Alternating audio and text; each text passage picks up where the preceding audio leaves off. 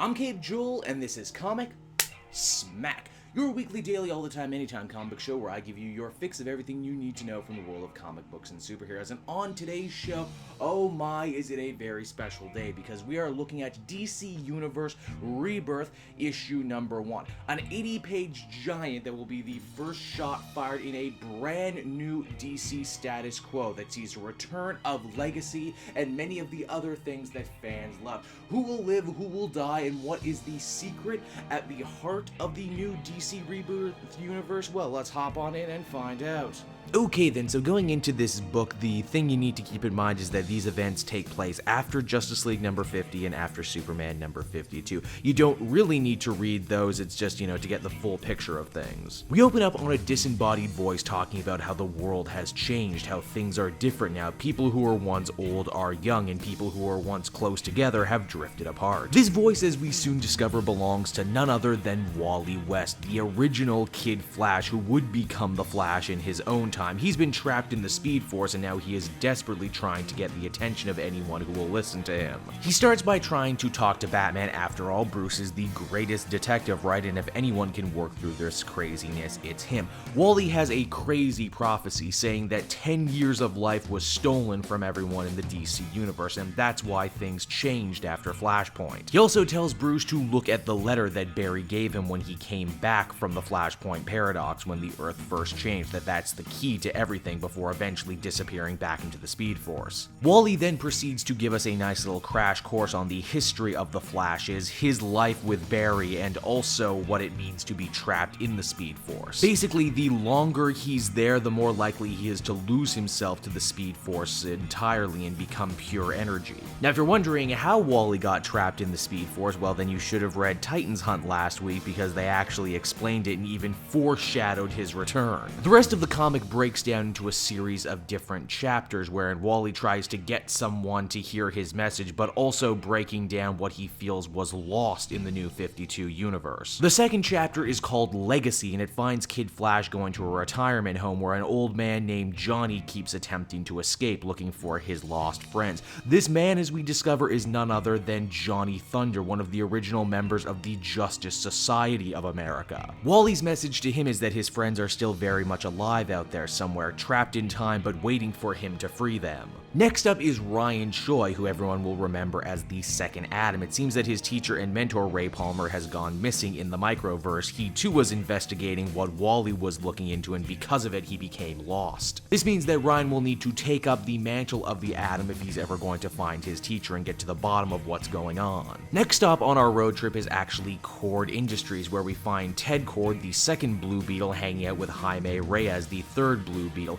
Jaime came to Ted because he said he could help him better understand his Scarab. Ted is totally fascinated by Jaime and the Scarab, and he hopes that the two of them can get together and be a Batman and Robin style team, why he even took his old flying ship out of storage. Their party gets crashed, however, by the appearance of Dr. Fate. No, not the new DCU version of Dr. Fate. This guy looks like the old-timey Dr. Fate we all remember. He says they should be scared because the Scarab isn't alien technology as they thought, it's actually evil magic. This, of course, no doubt being a reference to the most original take on Blue Beetle, wherein the Scarab was magic and not science fiction. And when you know it, the hits just keep on coming, because after that we check on in with Jackson Hyde. Okay, some of you are scratching your heads right now and don't know who Jackson Hyde is. Jackson Hyde is actually Aqualad. He's the guy that Calderon on Young Justice was actually based on. Chapter 3 of DC Universe Rebirth has to deal with love. Wally remembers his own wife, Linda Park, and all the good memories they had, saying that even when he got lost in other dimensions, even when he got lost in the Speed Force,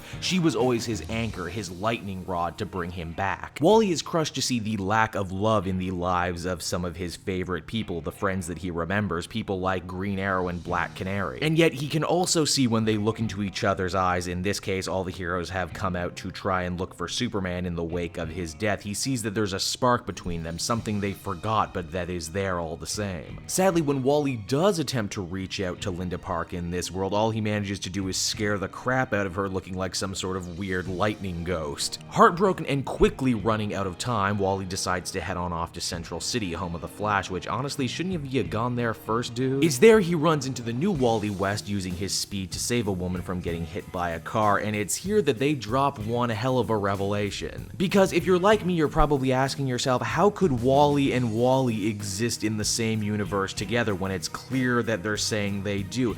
It's because Wally, the redheaded one that we remember, new Wally is his cousin. They were both named after their grandfather. It's just when old Wally got written out of history by his fight with Mr. Twister, everyone forgot about him and history went on a different path, with the other Wally getting trained and becoming Kid Flash. Before Wally loses himself completely to the Speed Force, he wants to say goodbye to Barry, tell him how much he meant to him both as a mentor and as a father figure. He warns Barry of the impending doom and then gives a very heartfelt goodbye, saying that he taught him that every second mattered and what it meant to be a hero before he begins to dissolve. Barry doesn't remember Wally, but goddammit, he's a hero and no one's going to die on his watch, so he actually reaches into the Speed Force and pulls Wally out. In doing so, Barry gets back all of his memories of Wally, and indeed all of his memories of the 10 years that were taken from him. He says, "How could I ever forget my friend, my sidekick?" So as the comic winds down though, the big question becomes, who exactly did Kid Flash come back to warn us about? Who was it that stole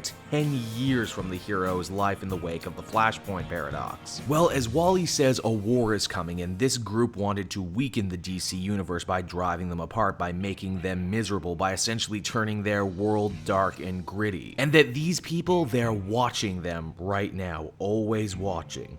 Nothing ever ends, Adrian. Nothing. So yeah, DC Universe Rebirth #1 is one hell of a story. If you followed my work for a long time, you'll know I'm fond of saying that over at Marvel, continuity informs the story, but at DC a lot of the time, continuity is the story. And this newest one from Jeff Johns is one of the greatest and best examples of what I'm saying. This reads a lot less like an apology for the New 52 like a lot of people were thinking it would, and instead reads a lot more like a housekeeping. We now know that Flashpoint and the New 52 were not reboots of the DC Universe. It's the same DC Universe as we always knew, it's just they were missing 10 years. I mean, obviously there's still a ton of questions to be answered moving forward, but finally a lot of great stuff has been repaired, like the loss of legacy and the loss of love. Beyond that, this book just looks freaking great, does a great job hyping up the upcoming DC Rebirth line of books. It's also a glowing salute and love letter to the Flash, and especially Wally West in general, in the way that only Jeff Johns really could do. From start to finish, it's just slick, clever, and a hell of a lot of fun. It's some of the best 80 pages you're going to read if you're a big DC fan like myself. Overall, I really can see no other score to give this one but a 10 on 10. Hey everyone, thanks so much for watching my newest video. I hope you enjoyed it, and while you're here, why not check out another video I have on offer, or maybe if you're feeling in a supportive mood, you want to like or subscribe. And if you want to support the creation of more videos just like this one, then please by all means check out the Cape Joel Patreon. A little bit goes a very long way, and I will see you all next time.